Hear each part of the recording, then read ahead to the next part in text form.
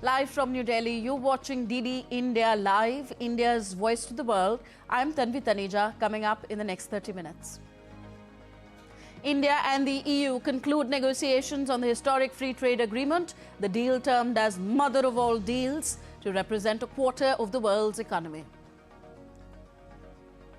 Prime Minister Modi lays emphasis on de-risking each other's dependencies for global good before the India-EU Business Forum in New Delhi. And South Korea reassures the United States on their investment pledge after President Trump threatened to hike tariffs from 15 to 25% on certain goods.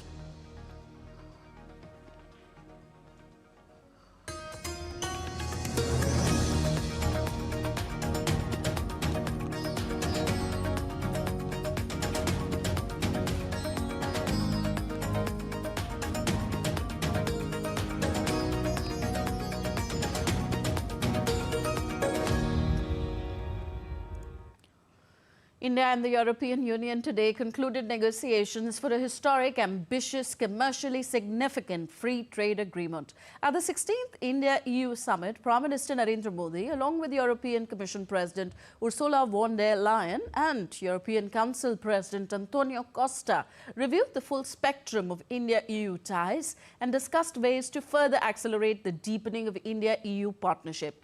Discussions focused on trade, economic cooperation, clean energy, climate action, digital and emerging technologies, including AI, connectivity and infrastructure, supply chain resilience, mobility, skills, research and innovation, and enhanced cooperation in security and global affairs. Both sides concluded the negotiations for the landmark India-EU Free Trade Agreement adopted. It was titled Towards 2030, India-EU Joint Comprehensive Strategic Agenda, and an MOU on Comprehensive Framework on Cooperation on Mobility was also signed, and both sides also concluded the Security and Defence Partnership. These important outcomes, along with others, will provide a framework for the partnership for the next 5 years and beyond, and strengthen national security, boost trade and investment, create jobs, enhance manufacturing and services, and smoothen the movement, especially for students, workers and researchers. The leaders reiterated that the India-EU partnership is forged in mutual objectives of peace and prosperity for our people and for global good. While addressing a joint press conference in New Delhi with European Commission President Ursula von der Leyen and President of the European Council Antonio Costa, Prime Minister Modi underlined that the agreement, biggest in India's history, reflects growing trust, shared values and a common commitment to peace and stability and cooperation in an increasingly uncertain global scenario.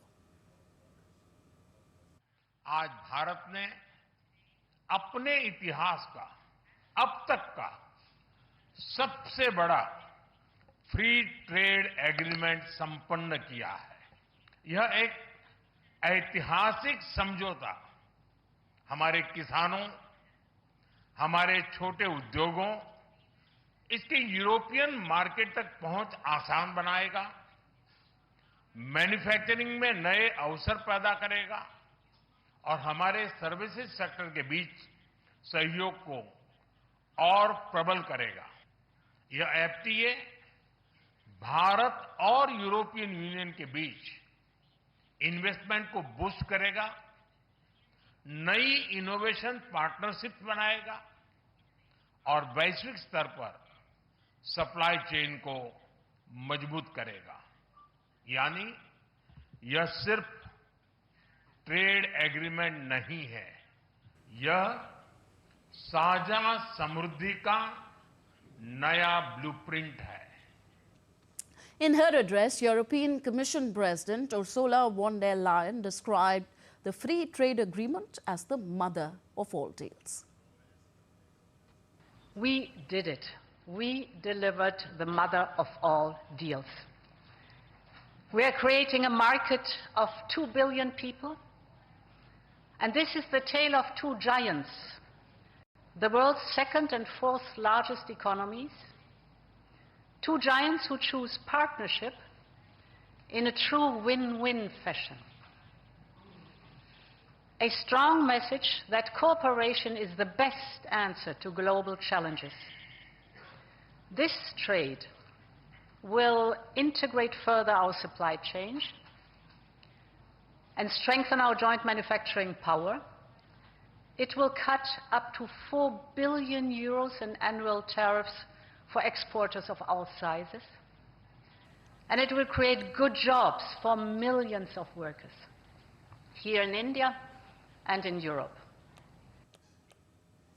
At the press conference, President of the European Council, Antonio Costa, said that the two large economies, India and EU, are taking their partnership to the next level. He also called India as the world's fastest growing major economy. Today, we are taking our partnership to the next level. As the two largest democracies in the world, we are working hand in hand to deliver concrete benefits for our citizens and to shape a resilient global order that underpins peace and stability, economic growth, and sustainable development. I would like to share three messages. First, the European Union and India must work together towards our shared prosperity and security. India is the world's fastest growing major economy. Trade has flowed between our two continents for centuries. And trade is crucial geopolitical stabilizer and the fundamental source of economic growth. Trade agreements reinforce rules-based economic order and promote shared prosperity. On the sidelines of the India-EU summit in New Delhi, the EU leaders also attended the India-EU Business Forum organized in New Delhi. Prime Minister Modi, along with European Commission President Ursula von der Leyen and other dignitaries, gathered for a group photo at the forum. India and the European Union are strategic partners since 2004. Bilateral ties have expanded and deepened across a wide range of areas since then.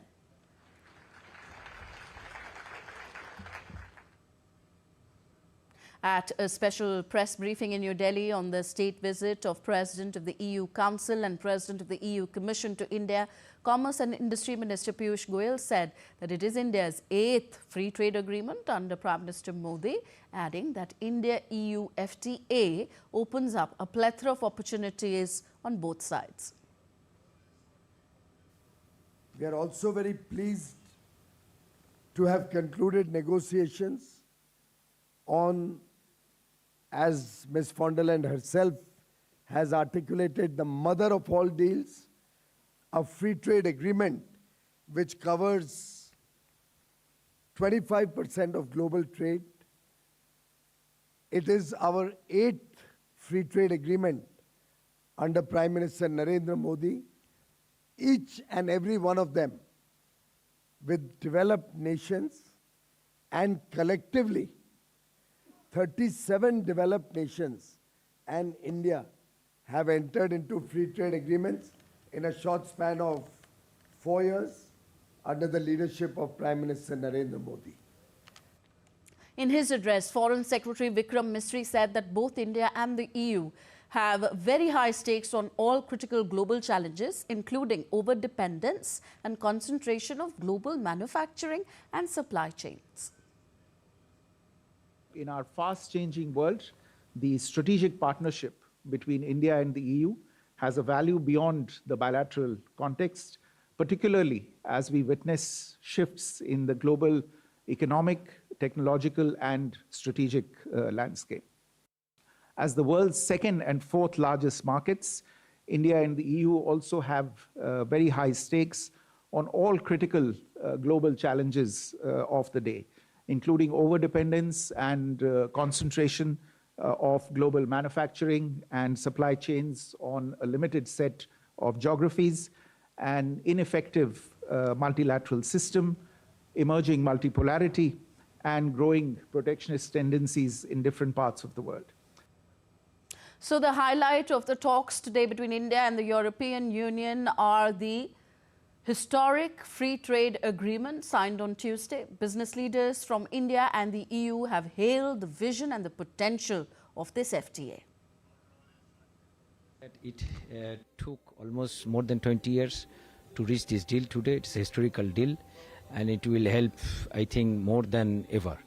I think today is a historic day for both the EU and India. I think this has been a long time in the making, over a decade, now, since negotiations had restarted, and I think that both countries have so much to gain because they're already very important trading partners, and this is only going to amplify and grow business and trade deals between both countries. So we're very excited. And I think this is an exciting day after many years of conversations and negotiations.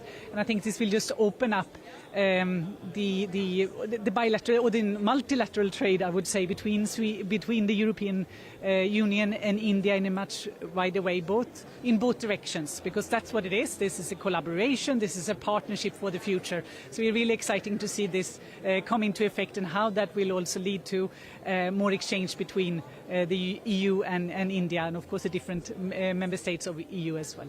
I think it's really exciting that after all these years we finally had the energy to complete the process. Very excited about what it's going to do for the industries that are, going to face much less inhibition to trade with each other, exchange a lot of intellectual property that comes from very strong research powerhouses of both Europe and India. Global mobility, the skilled worker migration, the recognition possibilities of Indian qualification. This is a core business of us, and with the FTA in place, this will become more uniform, faster, hopefully, and easier at the end. So, we are benefiting from it, and overall, the FTA with all the other parameters, I mean, it's a very important cooperation between the European Union and India. I'm really proud of being part of this historic moment here at the India-EU Business Summit, and I'm representing the SME industry from Germany and also Europe, and for us it's a very great chance to get more market entry to the Indian side and to cooperate even closer. Looking that we will have a free trade agreement which will enable really companies like us, Evonik, to invest in India and draw from raw materials maybe from Europe. And also India itself, I said it before, is not big enough today for chemicals. So we can produce here for the Indian market and have the ability to export. That is so important. So more reactions are coming in. India-EU trade is set for strong growth as the proposed FTA signed today could raise India's exports to the European Union by 35 to 45% over the next 5 years. The PhD Chamber of Commerce said that the deal will help position India as a value-driven manufacturing and export hub.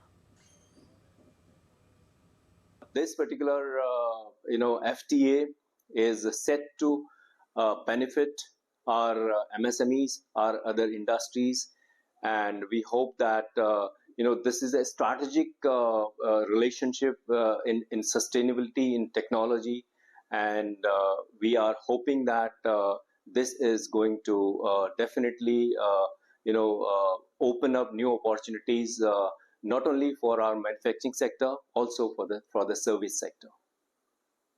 Okay, clashes erupted in France's central Toulouse as police confronted demonstrators during a farmers' protest on Tuesday. Around 100 farmers from the Rural Coordination Union gathered, while an inter-union delegation was scheduled to meet officials at the prefecture. Tensions flared on the sidelines of the protest, leading to confrontations between law enforcement and demonstrators. You're watching DD India Live, still to come on the show.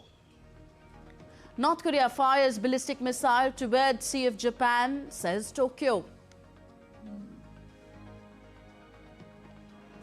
And Ladakh leg of the Khelo India Winter Games concludes with the North Indian state of Haryana topping the medals tally.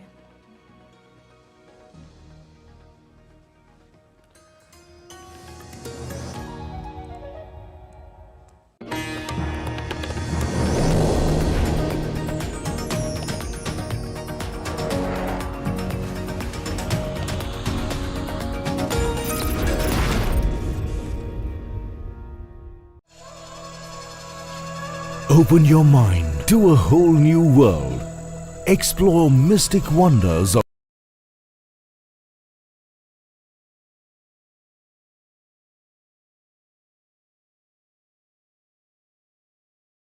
nature in the forests.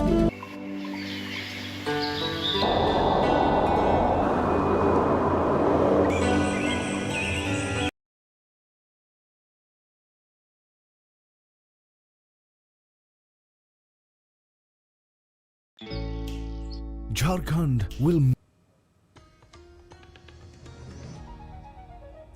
Welcome back. You're watching Lead India Live. I am Tanvi Taneja.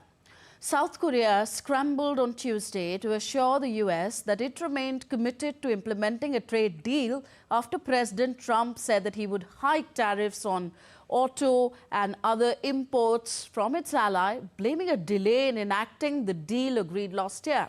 At a meeting focused on the issue, ruling Democratic Party lawmaker Kim Young-jin said that the National Assembly was handling the measures through normal and proper procedures.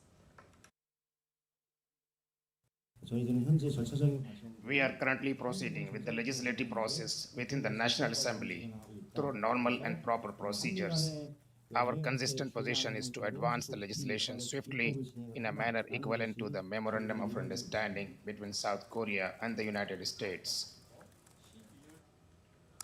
Tokyo's defense ministry said that North Korea fired what appeared to be a ballistic missile towards the Sea of Japan on Tuesday. South Korea's Joint Chief of Staff also said that it had detected a projectile being fired towards what Seoul called the East Sea.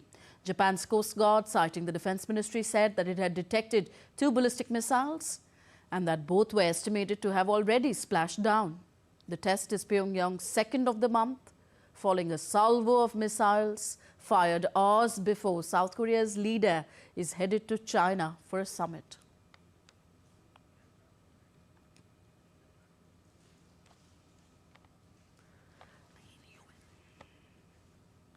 India Energy Week 2026 positions India at the center of the global energy conversation.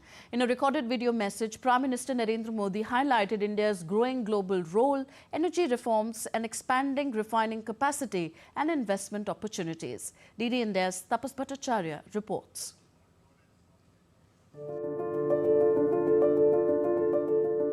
India is emerging as a major global energy powerhouse. In a recorded video message, Prime Minister Narendra Modi said, India is giving numerous opportunities to the world in the energy sector. Bharat आज हर sector में global partnership पर बहुत अधिक काम कर रहा है। मैं अगर एनर्जी सेक्टर की ही चर्चा करूं, तो यहां एनर्जी वैल्यू चेन से जुड़े हुए अलग-अलग क्षेत्रों में निवेश की बहुत संभावनाएं हैं। हमारी इकोनॉमी लगातार बढ़ रही है। ऐसे भारत में पेट्रोकेमिकल प्रोडक्ट्स की डिमांड भी लगातार बढ़ने वाली है। इसलिए हमें बहुत बड़े एनर्जी इंफ्रास्ट्रक्चर की आवश्यकता होगी। The Prime Minister highlighted that India is among the top 5 exporters of petroleum products and has undertaken major reforms to open the exploration sector. Bharat ने अपने एक्सप्लोरेशन सेक्टर को काफी ओपन कर दिया है। आपको हमारे डीप सी एक्सप्लोरेशन से जुड़े समुद्र मंथन मिशन की भी जानकारी है। हम इस दशक के अंत तक अपने ऑयल एंड गैस सेक्टर में इन्वेस्टमेंट को $100 बिलियन तक ले जाने का प्रयास कर रहे हैं। हमारा लक्ष्य एक्सप्लोरेशन के दायरे को भी 1 मिलियन स्क्वायर किलोमीटर तक विस्तार करने का है। With a refining capacity of 260 million metric tons per annum, India is currently the world's second largest refiner and is on track to become the number 1 with 300 million metric tons per annum in the coming years. Bharat अब energy security से आगे बढ़कर energy independence के mission पर काम कर रहा है। भारत एक ऐसा एनर्जी सेक्टर इकोसिस्टम डेवलप कर रहा है जो भारत की लोकल डिमांड को पूरा कर सके और एफोर्डेबल रिफाइनिंग और ट्रांसपोर्टेशन सॉल्यूशन से दुनिया के लिए एक्सपोर्ट भी बहुत ही कॉम्पिटिटिव हो। PM Modi said India is also strengthening LNG transportation and developing an ecosystem for affordable refining and sustainable exports, backed by a $500 billion investment opportunity. Amid global price volatility and supply disruptions, India Energy Week is spotlighting India's energy security and affordability model, driven by infrastructure expansion, policy reforms, and a future-ready energy vision. Tapas Bhattacharya's report for DD India. Indian Oil has set an ambitious target to become net neutral by 2046, aligning with the nation's broader goal of achieving net zero emissions by 2070. Emphasizing its transition towards cleaner energy, Indian Oil Chairman A.S. Sahani said the company is actively venturing into hydrogen-based products, a move expected to significantly transform India's energy landscape. DD India's Tapas Bhattacharya has more. Joining me is the chairman of Indian Oil Corporation. Sir, it's a pleasure to have you. India Energy Week, rewriting the script that a lot of people were talking about, that India will not be there, but we have shown in India Energy Week that we are there right at the top when it comes to energy, not just consumption, but also energy production. Yes, of course. Today, what I'm seeing here is a lot of conversations are happening on all forms of energy. We are not limiting ourselves to fossil form of energy only. Today, we are talking boldly about nuclear also. Today we are talking boldly about the growth of bioenergies, which is a homegrown energy and which is going to be the best form of energy for a country like India, including the sustainable aviation fuel and ethanol and other products that will emanate from ethanol, plus the hydrogen, the green hydrogen, where we are standing in the stall today. So these are the 3-4 forms of energy which today India is boldly going ahead. Today we are very happy that we are making good strides in it, and that is a major aspect of how I will address, or how we will address as a country, the energy security of the country. So when we talk about energy security, Prime Minister mentioned the fact that A, we have to become net neutral, B, production in exploration production in India also is important. How do you see Indian Oil going through that ethos that what Prime Minister spoke about? Yeah, both the aspects have to be looked into. At the fossil fuel side, we are not going to shun it that today it is on and today it is tomorrow it will be off. Whatever fuel consumption is there, we expect that it will continue to happen. So for having ourselves secured or making ourselves viable, I will have to explore. I will have to look at the opportunities of exploring new finds, especially in Indian. So that for that, facilitation has been done by government in form of legislations in the last year that have been done. That is one part of it. The other part of it is we have to look beyond oil. So both the aspects have to be seen, and that is what Honorable Prime Minister has also told in his address, that we have to look at both the aspects, but ultimate aim is we have to become energy neutral, we have to become carbon neutral by 2070 for the country. And what about Indian Oil? Indian Oil, we are going to be 2046. We have taken the target among ourselves. When 2047 India becomes 100, we want to be carbon net neutral. Last question, sir. Hydrogen is a big push from Indian Oil. We saw the bus, we saw the two-wheeler, we saw the drones. Everything is happening at India Energy Week. How is how you being the chairman feeling proud of it? It is about showing to the people, showing to the entrepreneurs, showing to the industry that these are the possible usages of green hydrogen. I am not going to make a drone, or I am not going to make a bus as of now. But what we are doing today? But you are putting a lot of R&D and innovation there. Yes, we are putting all that, because I want to develop an ecosystem wherein this green hydrogen which we will be producing is going to be used fruitfully in mobility as a good option of mobility. So that is my aspect, and that is what I want to do here. Much appreciated your time. So that was the chairman of Indian Oil, Arvinder Singh Shani, is telling us that by 2046, Indian Oil will be going net neutral, and they are going big on hydrogen and other renewable forms of energy. With Kabas Sandeep, this is Tapas Bhattacharya for GD India from Goa. From surprise winners to fierce ice hockey battles, the 6th edition of the Khelo India Winter Games in Leh delivered memorable moments backed by strong government support for winter sports development. DD India's Abhishek Prasad reports from Ladakh. The 6th edition of the Khelo India Winter Games, Ladakh leg, witnessed thrilling competition and high-quality performances. The 7-day winter sports extravaganza showcased emerging talents from across the country, proving that athletes from non-snow regions can compete alongside those from traditional snow-bound states. Haryana clinched the overall team championship title of the Ladakh phase of KIWG 2026, powered by 4 gold medals from their figure skaters and ice skaters. Host Ladakh finished at second place, while Maharashtra ended at the third. In ice hockey, the experienced Indian Army team edged past a spirited Chandigarh side 3-2 to successfully defend their men's Khelo India Winter Games gold medal. 6th edition ये चल रहा है, तो हमारा ये 6th gold है खेलो India का। तो हमारा ये डर था कि हमारे अपोनेंट हमें आज चंडीगढ़ का टीम काफ़ी अच्छा परफॉर्म कर रहा है, तो हमें एक लेगेसी रहता है, उसको बरकरार रखने की भरपूर कोशिश किया, तो हम at the end of the day हम उस पर खड़ा उतरे। The Chandigarh men's ice hockey team became the talk of the town after they stunned hosts Ladakh by 3-2 in the semi-finals. For a team that began playing ice hockey only in KIWG 2025, Chandigarh's entry into final was truly commendable. There was certain moments when the crowd was cheering for us rather than the home team. There we got some motivation, yes, that we can do it. We can beat the home team. But in the end, I think it was from the help of my team, my coaches, and the great audience that helped us win. In ice skating, Ladakh's Karma Tulstim emerged as the top performer with 4 medals, while Maharashtra's Ishan Devekar and Anvay Deshpande finished with 3 medals each, highlighting the rising depth of talent in the sport. I had a really good experience the whole 5 days that we had the competition. It was tough, to be honest, and I had a lot of fun racing. And the ice, the rink, the facilities, they're really good.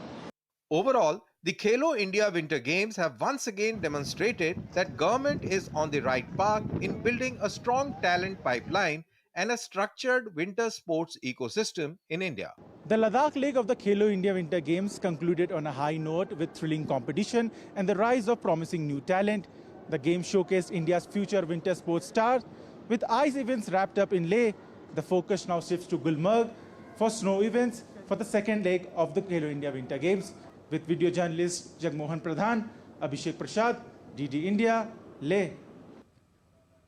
That's all for this edition of DD India Live. Do let us know your thoughts on the news of the day. Connect with us on our different social media handles at DD India Live, and you can also download our DD India mobile app for quick news and updates on the go. We'll be back with more news as it breaks here on DD India. I'm Tanvi Taneja from all of us here in New Delhi. Thank you for watching. Namaskar.